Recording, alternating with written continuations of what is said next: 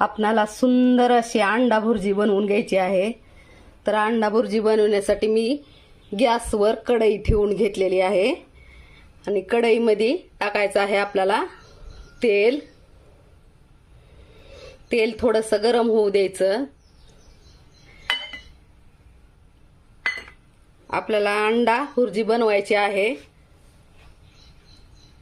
तर अंडा भुर्जी बनवण्यासाठी आपण तेल गरम होण्यासाठी कढईमध्ये टाकलेला आहे।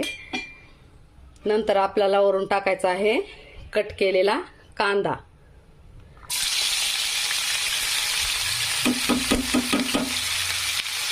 कांदा असा बारीक कट करून घ्यायचा। हा पांढरा कांदा आहे आणि सुनेरा होईपर्यंत असं छानपैकी तळून घ्यायचं कांद्याला। छान असा कांदा तळू द्यायचा। तळू दिल्यानंतरच नंतर टाकायचं लाल तिखट, मीठ।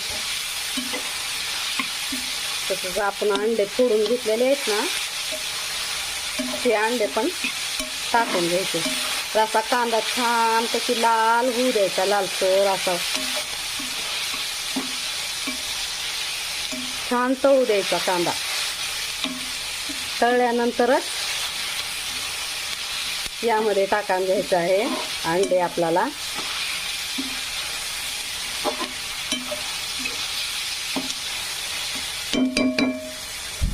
असा कांदा छान तळण्यासाठी आपण काय करायचं, वरून मीठ टाकायचं। मिठामुळं काय होतं, लगेच कांद्याला कलर येतो।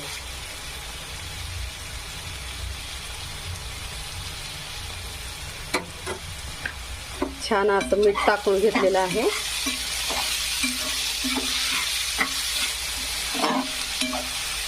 कांदा छान तळू द्यायचा, असा फ्राय होऊ द्यायचा मस्तपैकी।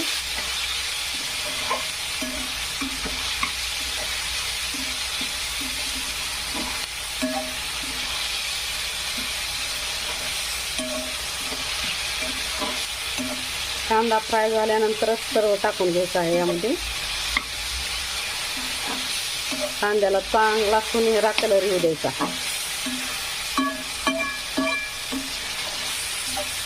सुनेरा कलर जर कांद्याला आला ना, तर कांदा चटणी म्हणजे अंडा भुर्जी एवढी मस्त लागते